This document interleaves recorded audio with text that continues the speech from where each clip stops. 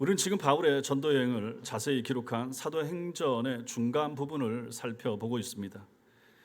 바울의 전도 여행을 1차, 2차, 3차 그렇게 나누는데 그 분류 기준이 무엇입니까? 안디옥에서 출발하여 한 바퀴 돌고 안디옥으로 돌아오면 1차입니다. 그리고 또다시 안디옥에서 출발하여 한번 또다시 안디옥으로 돌아오면 2차가 되고 3차가 됩니다. 1차 전도 여행을 마치고 안디옥으로 돌아왔던 바울이 2차 전도 여행을 떠납니다. 그런데 달라진 것이 있습니다. 멤버가 바뀐 것입니다. 마가 요한을 데려가는 문제에서 의견의 일치를 보지 못한 바울과 바나바는 각각 마가와 실라를 데리고 전도 여행을 떠나게 되었습니다. 저들은 헤어지면서 정죄하거나 원망하면서 그렇게 헤어진 것이 아니라 서로의 생각, 서로의 다름을 인정하고 각자의 길들을 하나님께 맡기며 서로 격려하고 축복하며 헤어졌습니다. 바나바와 마가는 구브로를 향해서 배를 타고 떠났고 처음에 갔던 곳이 그쪽이었으니까요. 1차 때 바울은 신라를 데리고 바나바와 마가가 그쪽으로 갔기 때문에 이제 다른 방향으로 육로로 위쪽으로 올라가게 되는 거죠. 그래서 올라가는 지역이 수리아와 길리기아 지역입니다. 이제 본격적으로 제2차 전도 여행이 시작이 된 것입니다. 이들의 걸음을 인도하시는 하나님의 역사를 살펴볼 때마다 하나님께서 여러분과 저에게 깨닫는 은혜 허락하시길 바랍니다. 먼저는 더베와 루스드라에 이르는 이들의 모습을 보게 됩니다. 1절 말씀을 보시면 바울이 더베와 루스드라에도 이름에 이렇게 말씀합니다. 여기 루스드라 뒤에 우리말 조사가 에도라는 조사가 붙어 있습니다. 그래서 바울이 이리저리 다니다가 우연히 더베와 루스드라에도 들린 것처럼 생각이 되지만 아닙니다. 헬라어 원문에 보면 방향을 나타내는 전치사 에이스가 더베와 루스드라 앞에 각각 붙어 있습니다. 그래서 바울이 처음부터 그 성읍들을 목표로 하고 있었다 하는 것을 분명히 알게 되죠. 거기로 작정하고 간 것입니다. 바울이 2차 전도 여행을 가려 했던 것은 1차 전도 여행 때 복음을 전했던 성읍들을 재방문하고 신방하고자 함이었습니다. 그러나 바울과 결별한 바나바가 1차 전도 여행의 첫 번째 방문지였던 구브로 섬을 향해서 먼저 출발했기 때문에 바울은 똑같은 곳으로 갈 수가 없어서 신라를 데리고 북쪽으로 육로를 택하여 현재 터키 대륙으로 올라갔던 것이죠. 그리고 3년 전쯤에 1차 전도 여행 때와는 반대로 동쪽에서 서쪽으로 진행하면서 1차 전도 여행 때의 마지막 방문지였던 더베와 루스드라를 먼저 찾아간 것이었습니다. 지도 한번 보여주실래요? 예, 저 오른쪽 아래쪽에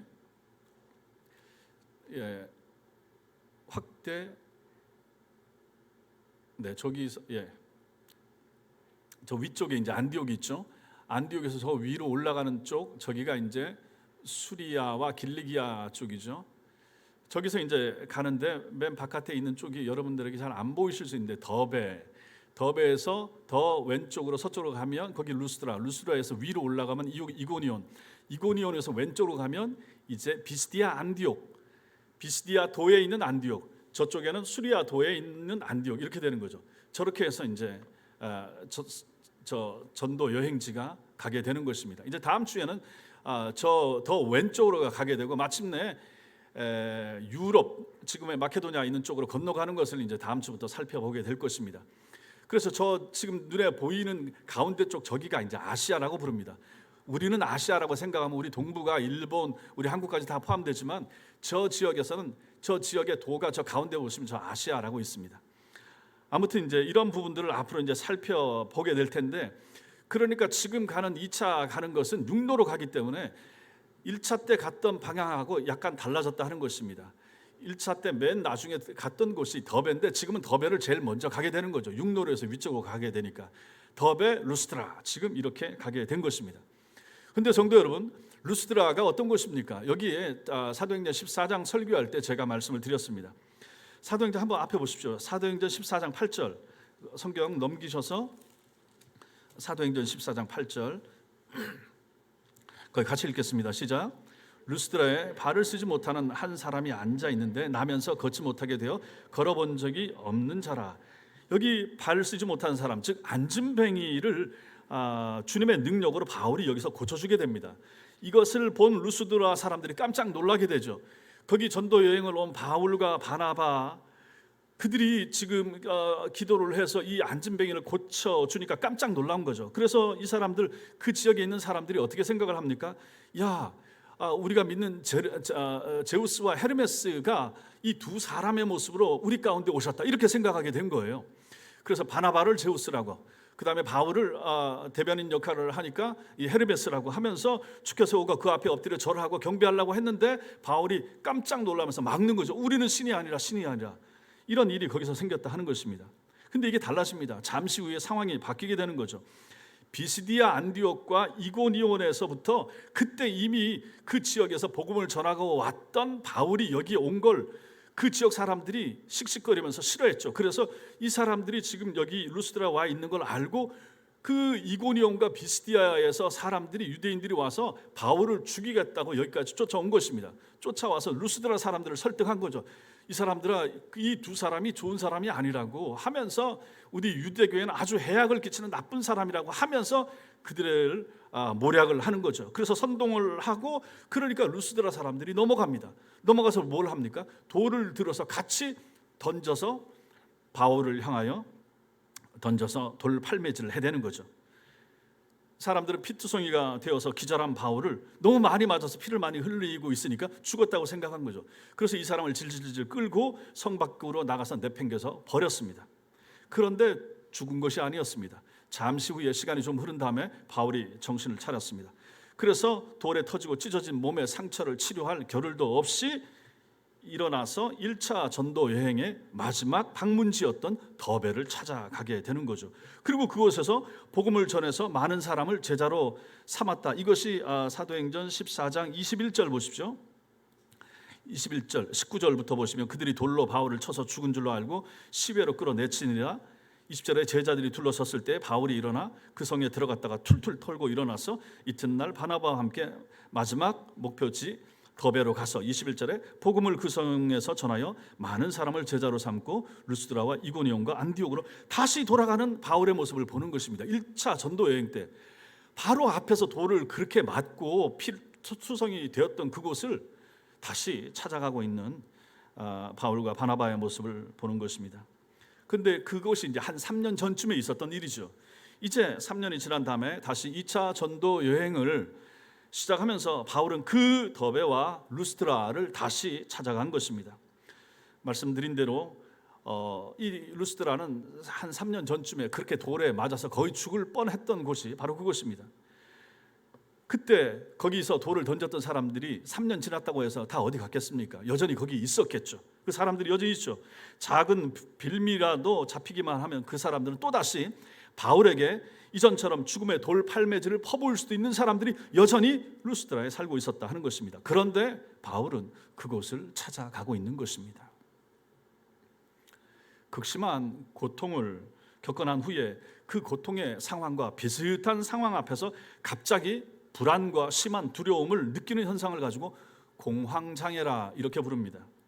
전에는 이것을 병으로 치지 않고 후유증 정도로 생각을 했지만 지금은 질병의 하나로 인정을 하고 적극적으로 정신과에서 치료도 하고 있습니다.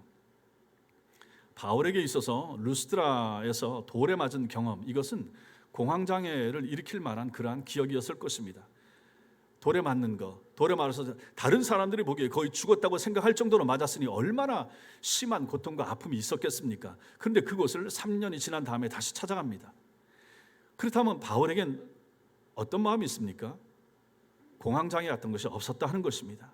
여전히 그곳에 잃어버린 영혼들을 향해서 찾아가는 바울의 뜨거운 영혼 사랑의 마음만이 있었다 하는 것을 우리는 여기서 보게 되는 것입니다. 이사야서 52장 7절 말씀, 이사야 52장 7절. 전사님, 저 바탕에 저게 그 성경이 있으니까 글자가 잘 안 보이는 것 같은데 다음에는 아예 그냥 까맣게 하든지. 자, 같이 한번 읽어보겠습니다. 시작. 좋은 소식을 전하며 평화를 공포하며 복된 좋은 소식을 가져오며 구원을 공포하며 시온을 향하여 이르기를 내 하나님이 통치하신다 하는 자의 산을 넘는 발이 어찌 그리 아름다운가. 이사야 52장 7절 말씀입니다. 좋은 소식을 전하는 자의 산을 넘는 발이 아름답다, 이렇게 노래하고 있습니다. 여기서 강조되는 것이 무엇입니까? 산을 넘는 발입니다. 산을 넘는 사람의 발. 여기서 가장 중요한 것이 무엇입니까? 산이죠. 장애입니다. 장애를 넘어서 복음을 전하러 가는 사람의 발이 아름답다, 이렇게 노래하고 있는 것입니다. 지금 바울의 발이 바로 그것인 거죠. 장애를 넘어서 여전히 복음을 전하고 싶어하는, 장애가 있음에도 불구하고 그 장애를 극복하고 돌에 맞은 곳임에도 불구하고 그건 3년 전 일이고 그건 그때 일이고 상관없노라 하고 또다시 가서 거기서 돌팔매질을 당한다 한다 할지라도 나는 복음을 위하여 가겠노라 라고 하는 그 마음을 가지고 바울은 이곳을 향하고 있다 하는 것입니다. 주님께서 여러분과 저에게 원하시는 신앙의 모습이 바로 이런 모습이 아닌가 하는 것이죠. 우리는 몸들을 얼마나 많이 챙깁니까? 조금만 아프고 조금만 어렵고 그냥 뭐 하면 내 몸부터 챙기기 얼마나 바쁩니까? 지금 같은 코로나 시국에 그 우리 같은 모습이 이 바울의 모습과 비교를 해보면 이거 얼마나 부끄러운가 하는 것이죠. 우리는 한번 아프고 나면 내 몸을 챙기기 위해서 얼마나 애를 많이 씁니까? 나쁜 게 아닙니다. 그럼에도 불구하고 이 사람들은 왜 자기 몸을 안 챙기냐고요. 그런 트라우마, 그러한 공황장애 같은 아픔이 있었을 것임에도 불구하고 전혀 없는 사람처럼, 생소한 사람인 것처럼 찾아가는 바울의 모습을 본다 하는 것입니다. 주님이 원하시는 성도들의 합당한 태도와 삶의 모습이 바로 이런 모습이라 하는 것을 우리는 여기서 배우게 되는 것입니다. 두 번째로 우리는 이 말씀에서 디모데라 하는 제자의 모습을 보게 됩니다. 다시 사도행전 16장 1절 말씀, 1절 우리 같이 읽겠습니다. 시작. 바울이 더베와 그 어머니는 믿는 유대 여자요 아버지는 헬라인이라. 바울이 1차 전도여행 때 돌을 맞은 곳인 루스드라에서 디모데라는 청년을 만나게 됩니다. 우리는 지금 알고 있죠. 디모데가 얼마나 괜찮은 사람이었는지. 근데 이 디모데를 만난 곳이 3년 전에 돌을 맞은 장소였다 하는 것입니다. 만약에 여기 안 갔으면 못 만났을 거 아닙니까? 그냥 쉽게 생각하면. 그런데 돌 맞은 장소임에도 불구하고 다시 찾아갔더니 하나님께서 보석 같은 한 사람을 준비해 놓으셨더라 하는 것을 우리는 보게 됩니다. 어머니가 누굽니까? 믿는 유대 여자라 이렇게 나옵니다. 이 말은 그녀가 유대교인이라는 말이 아니라 유대교에서 개종하여 지금은 예수 그리스도를 믿는 신자가 된 그리스도인이라는 뜻입니다. 그녀는 다른 유대 여인과는 달리 이방인인 헬라 남자와 결혼하여 아들 디모데를 낳았습니다. 즉 디모데는 이방인의 피가 섞인 혼혈아였던 거죠.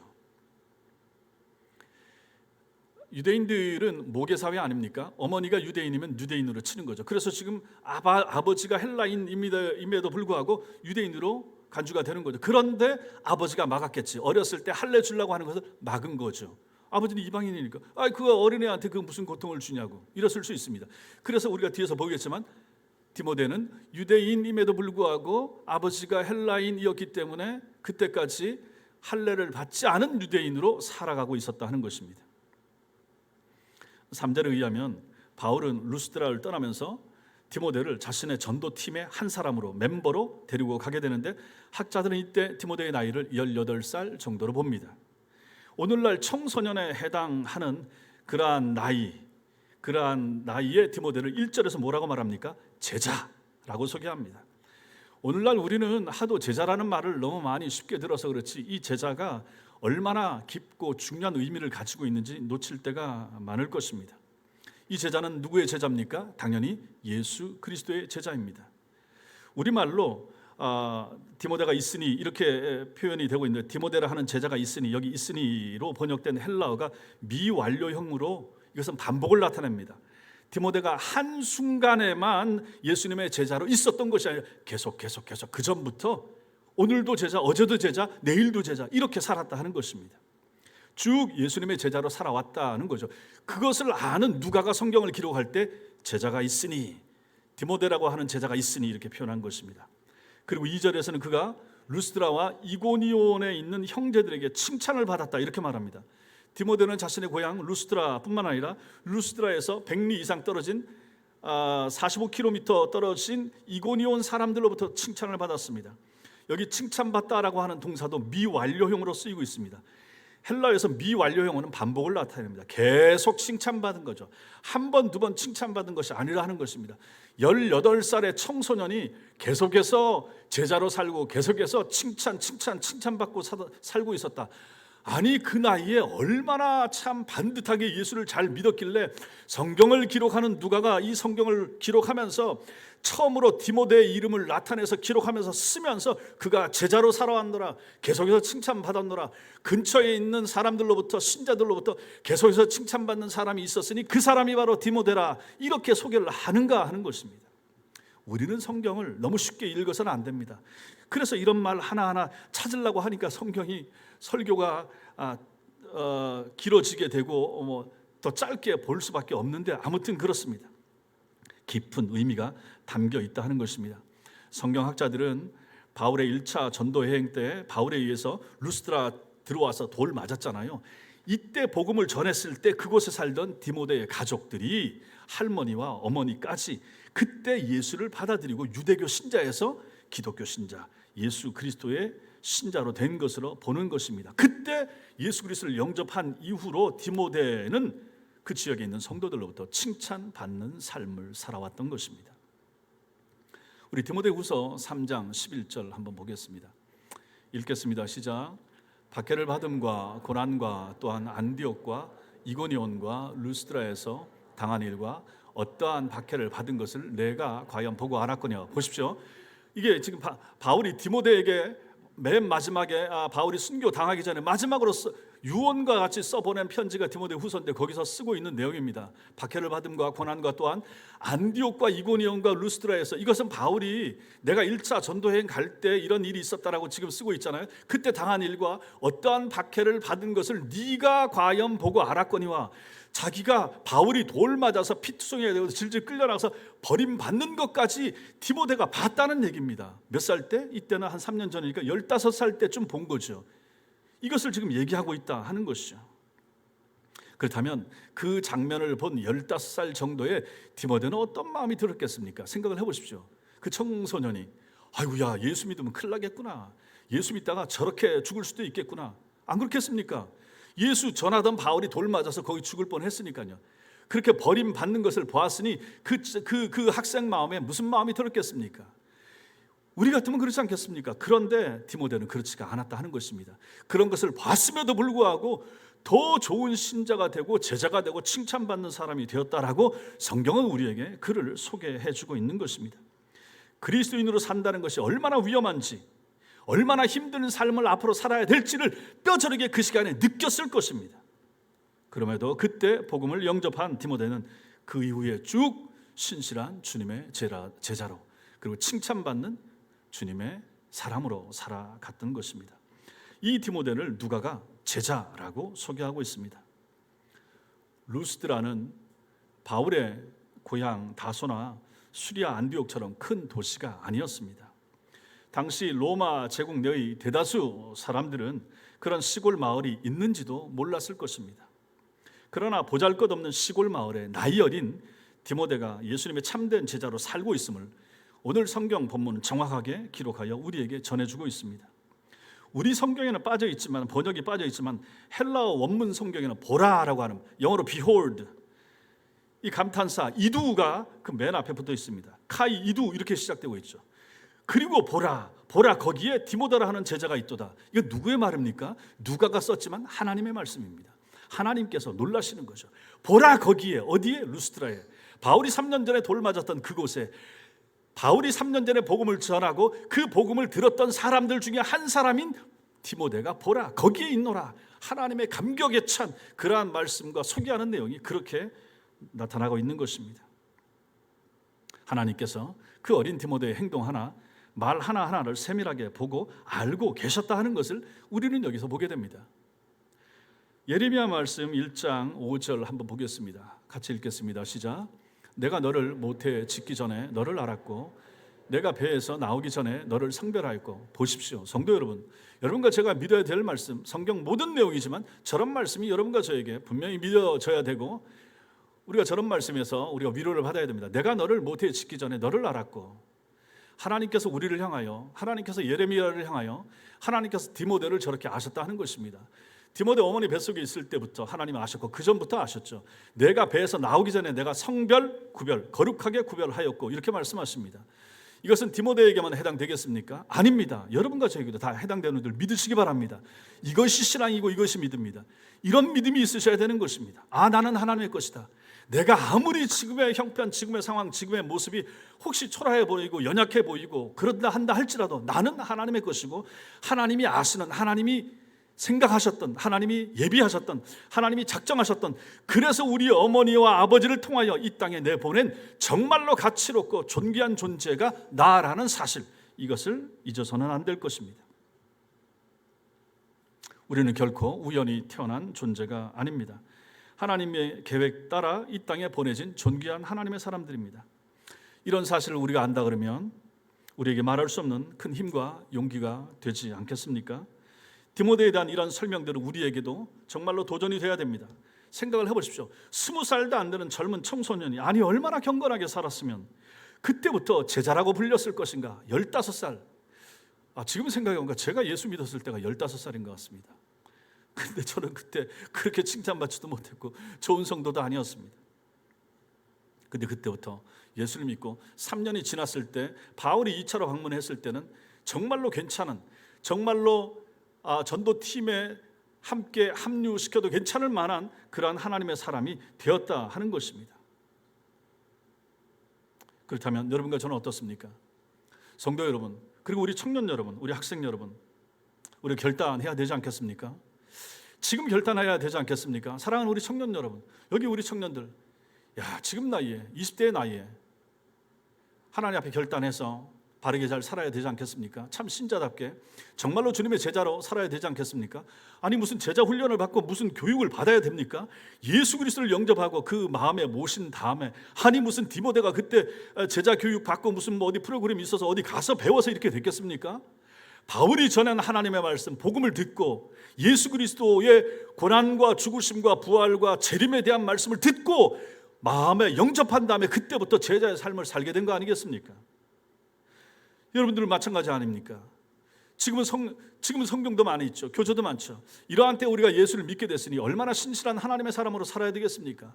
우리 여기 있는 대학생들 마찬가지 아닙니까? 지금부터 결단하고 우리 중고등학생들도 마찬가지고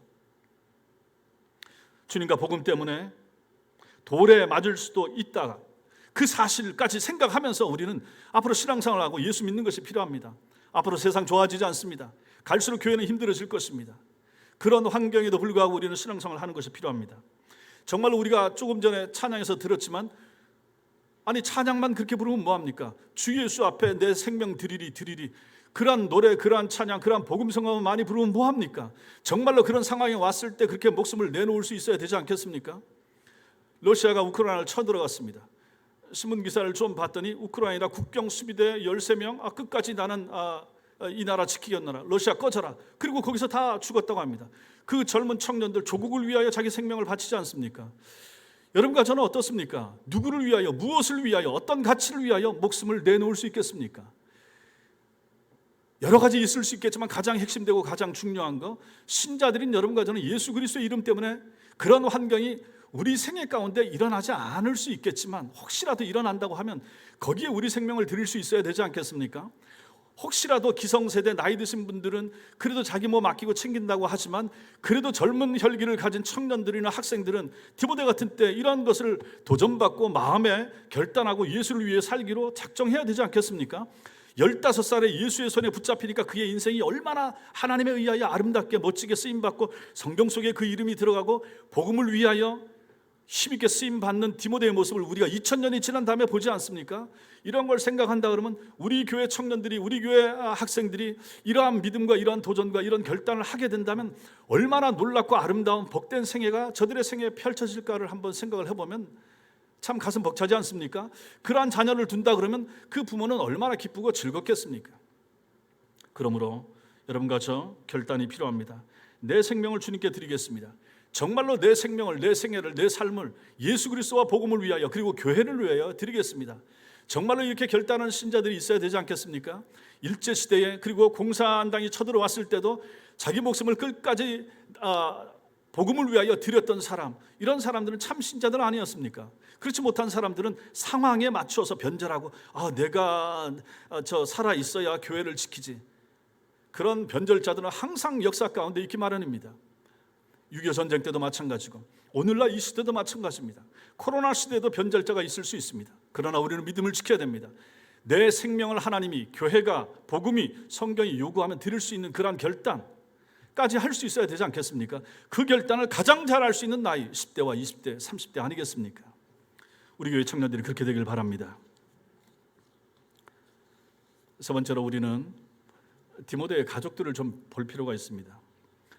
세상은 작은 시골 마을에 나이 어린 디모데를 몰랐지만 하나님은 그의 삶을 다 보고 알고 계셨으며 마침내 하나님의 때가 되었을 때 마치 핀셋으로 그를 집어내듯이 위대한 바울의 동력자로 불러내셨습니다.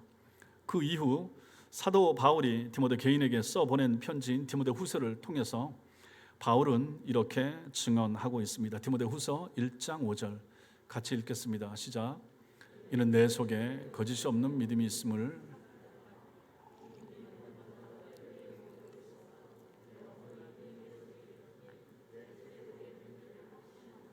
여기 믿음이 어떤 믿음입니까? 내 속에 거짓이 없는 믿음이 있음을 이렇게 말합니다. 거짓이 없는 믿음, 진실된 믿음입니다. 디모데의 믿음은 형식적이거나 가식적인 믿음이 아니라 진실된 믿음이었습니다. 그러나 그 믿음은 어느 날 저절로 한 번에 생겨난 것이 아니었습니다. 디모데의 진실된 믿음은 외할머니 로이스와 어머니 유니게로부터 물려받은 것이었습니다. 외할머니 로이스와 어머니 유니게는 구약의 하나님을 믿는 유대교 신자들이었죠. 그러나 그들이 아까도 말씀드렸지만 1차 바울의 루스드라 전도 여행 때 바울의 전도를 받고 개종하여 그리스도를 믿고 그리스도인이 되었습니다. 그때 외할머니, 어머니 그리고 디모데까지 같이 개종한 신자가 된 것으로 봅니다. 여기서 이제 어머니를 좀 볼 필요가 있습니다. 유니게는 일찍이 헬라인 남자와 결혼하여 아들 디모데를 낳았습니다. 당시에 유대인들은 이방인들을 짐승처럼 혹은 지옥의 땔감 정도로 여겼습니다. 저 이방인들, 저 헬라, 저것들은 상종할 필요도 없고 얘기도 해서 안 되고 그 집에 들어가서도 안 되고 식사도 같이 해서도 안 되고 하나님께서 저것들을 왜 만들어놨지?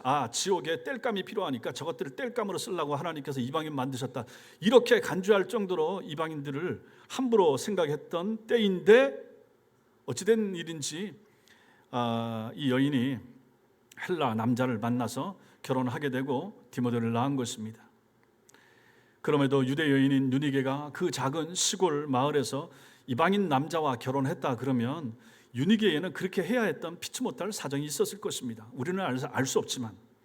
그래서 성경학자들은 디모데의 아버지가 디모데가 태어난 후 일찍 세상을 떠난 것으로 생각을 합니다. 그렇다면 외아들을 둔 모든 홀어머니 성도들이 다 그렇듯이 유니게 또한 예수님을 자신의 소망으로 삼고 주님께서 자신의 외아들 디모데의 삶을 책임져 주시기를 얼마나 간절히 기도했겠습니까? 그렇지 않겠습니까? 복음을 받아들이고 예수를 믿고 나서 잘 간절한 마음이 생기고 믿음이 생기니까 하나님, 이 아들, 내게는 이 아들 하나 있습니다. 하나님 책임져 주세요. 붙잡아 주세요. 지켜 주세요. 그렇게 얼마나 간절히 기도했겠습니까? 유니게의 친정 어머니이자 디모데 외할머니 로이스를 또 생각해 볼 필요가 있습니다. 성경에 디모데 외할아버지에 대한 언급이 없기 때문에 로이스 역시 과부였음을 알 수가 있습니다. 과부로 살아가는 로이스의 희망도 역시 사랑하는 딸 유니게였을 것입니다. 그런데 딸 유니게가 이방인 남자와 결혼하여 혼혈 아들을 낳더니 그만 젊은 나이에 자기처럼 과부가 되어버리고 만 것입니다. 인생의 모든 절망과 좌절을 그 누구보다 뼈저리게 느꼈을 로이스도 바울의 전도여행 때 복음을 영접하고 그리스도인이 되었습니다. 그러므로 늙은 어머니 로이스 또한 인생의 소망을 주님께 두면서 자신의 사랑하는 딸 유니게와 외손자 디모데를 위하여 얼마나 간절히 열심히 기도했겠습니까? 그렇지 않겠습니까? 모든 이 땅의 어머니, 할머니들, 손주들을 위하여 그렇게 간절한 마음을 가진 것처럼 말입니다. 그런데 로이스와 유니게 그 모녀의 진실된 믿음이 고스란히 그들의 외손자이자 외아들인 디모데에게 이어졌다. 그것을 확신한다라고 바울이 말을 하고 있는 것입니다. 이게 무슨 의미입니까? 그 작은 시골 마을에서 늙은 로이스가 자신의 딸과 외손자를 위하여 그리고 유니게가 자신의 외아들을 위하여 밤낮 기도하는 것을 하나님께서 다 들으셨다는 뜻입니다. 그리고 그 기도를 응답해 주신 것이죠. 그래서 하나님의 은혜 가운데 어린 나이에도 디모데는 주님의 참 제자로 살아갈 수 있었고, 하나님의 때가 되자 정확하게 디모데를 사도 바울의 동력자로 불러내어 복음사에게 동참하게 하는 그러한 은총을 맛보게 된 것입니다. 자기 아들이, 자기 손자가 바울과 함께하는 그러한 하나님의 사람이 된 것입니다. 2000년 지난 다음에 오늘날 그 디모데가 얼마나 유명하게 됐을지 그 당시에는 몰랐을 거 아닙니까? 그럼에도 불구하고 얼마나 잘 키운 딸, 그리고 잘 키운 외손자 디모데 아닙니까? 경건한 할머니와 진실된 어머니의 눈물의 기도를 하나님은 외면하지 않으십니다. 로이스와 유니게와 디모데의 하나님은 오늘날 우리들의 하나님도 되신다 하는 사실을 믿으시기 바랍니다. 어머니 속에 진실된 믿음이 딸에게 전해져야 되고, 그 딸의 믿음이 손녀 속에도 전해져야만 합니다. 할아버지의 믿음이 아들에게 그리고 손자에게 전해질 수 있도록 해야 됩니다. 그것이 바로 가정이 살고 교회가 사는 길입니다. 자식에게 전수되어야 할 것은 족보나 땅 문서가 아니라 거짓이 없는 믿음, 순전한 신앙, 하나님만을 사랑하는 마음입니다. 그리고 부모들의 간절한 기도와 교회를 사랑하는 자세를 아버지로부터, 어머니로부터 배우도록 해 주셔야 합니다. 천국을 향한 절대 소망의 신앙, 그것을 우리 자식들에게 전해 주셔야 됩니다. 우리 성도들 가운데 지금 상황에서는 그것이 안 되는 분들이 있습니다. 기도하셔야 됩니다. 간절히 기도하셔야 됩니다. 로이스와 유니게처럼 기도하셔야 됩니다. 눈물의 기도가 필요합니다. 내 자식을 살려주옵소서라고. 자식들에게 유산이나 재산 남겨주기 위해서 애쓰지 마십시오. 신앙이 있어야 삽니다. 믿음이 있어야 삽니다. 천국에 대한 소망이 있어야 참된 삶을 살 수가 있습니다.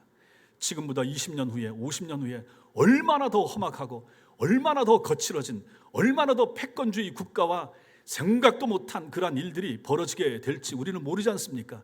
갈수록 예수 믿기 힘들어지고 험악해지는 시대에 내 딸과 내 아들이 살아갈 그 시대와 그 교회를 생각한다 그러면 저들에게 무엇을 남겨줘야 되겠습니까?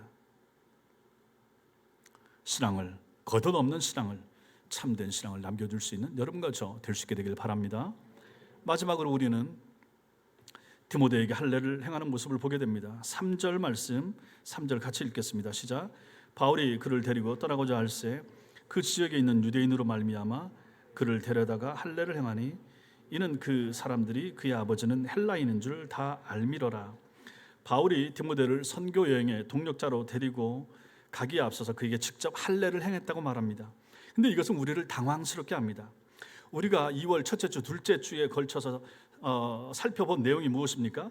예루살렘 공회가 열린 거죠. 그 열린 이유가 무엇입니까? 그리고 그때 내린 결정이 무엇입니까? 이방인 회심자들에 대한 할례 문제 때문 아니었습니까? 그 긴 논쟁 끝에 내린 결정이 무엇입니까? 이방인이었던 그리스도인들에게 할례를 요구하지 않는다, 이거 아니었습니까? 그럼에도 여기서 바울은 왜 디모데에게 할례를 시행하고 있는 것일까요? 생각할 필요가 있습니다. 앞으로 가야 할 선교 여행지를 생각해 보십시오. 거기 누가 있습니까? 이방인들도 있지만 유대인들도 많이 있는 것을 앞으로 이 바울과 디모데와 실라는 가야 될 것입니다. 근데 유대인들은 어떤 사람들입니까? 할례 받지 않은 사람들하고는 상대하지 않는다고 했죠. 그런 상황에서 바울과 함께 사역하는 파트너인 디모데가 유대인이긴 하지만은 할례를 받지 않은 상태라 그러면 다른 유대인들이 그를 받아들이려 하지 않을 것이기 때문입니다. 할례 받지 않은 디모데를 유대인들은 그와 대화를 나누거나 식사를 같이 하거나 하지 않을 것입니다. 그런 상황에서 디모데가 어찌 그 지역에 살아가는 유대인들에게 복음을 전할 수가 있겠습니까? 그래서 할례를 바울이 직접 자기 손으로 하게 한 것입니다. 그 청년인 디모데에게 그 고통스러운 할례를 그 나이에 받게 한 것입니다. 왜 그렇습니까?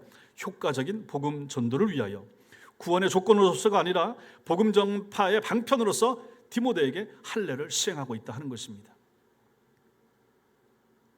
고린도전서 9장 20절 22절 말씀 같이 읽겠습니다. 시작. 유대인들에게 내가 유대인과 같이 된 것은 유대인들을 얻고자 하며 율법 아래에 있는 자들에게 내가 율법 아래에 있지 아니하나 율법 아래에 있는 자같이 된 것은 율법 아래에 있는 자들을 얻고자 하며, 여기까지만 보겠습니다. 자, 이런 말씀이 다 뭡니까? 이것은 결국 바울이 유대인들에게 복음을 전하기 위하여 유대인과 같이 된다. 디모데에게 할례를 안 줘도 되지만 저들에게 복음을 전하기 위하여 디모데에게 할례를 줬다 하는 얘기입니다. 이방인들한테 갈 때는 또 이방인처럼 되고 그들과 친해지기 위하여 그들의 방법을 쓰겠노라 하는 거죠. 복음 전파의 방법에 있어서는 이처럼 유연했던 사람, 그 사람이 바로 바울이었던 것입니다. 4절 말씀 보겠습니다. 시작. 여러 성으로 다녀갈 때에 예루살렘에 있는 사도와 장로들이 작정한 규례를 그들에게 주어 지키게 하니. 보십시오. 이제 루스드라를 출발한 바울이 1차 전도 여행 때 방문했던 이고니온, 비스디아, 안디옥을 찾아갑니다. 그리고 자신으로부터 복음을 영접한 이방인 성도들을 만나서 뭘 합니까?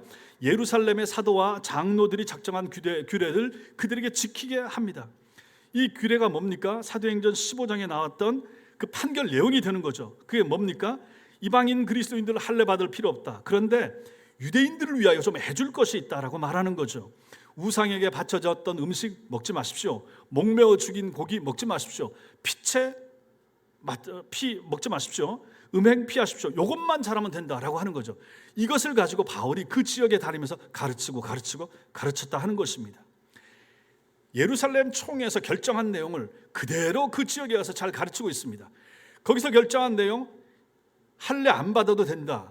그런데 복음을 효과적으로 전하기 위해서는 할례까지 주고, 이렇게 융통성이 있고 유연하게 복음을 전했던 사람, 그 사람이 바로 바울이라 하는 것을 우리는 여기서 확인하게 됩니다. 자, 이런 모든 사역들의 결과가 무엇입니까? 5절입니다. 읽겠습니다. 시작.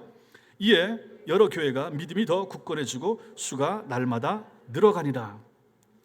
그 지역의 교회가, 즉 성도들의 믿음이 더 굳건하게 세워지고 교회 안으로 들어오는 신자들의 숫자가 늘어났다라고 말합니다. 이게 뭐죠?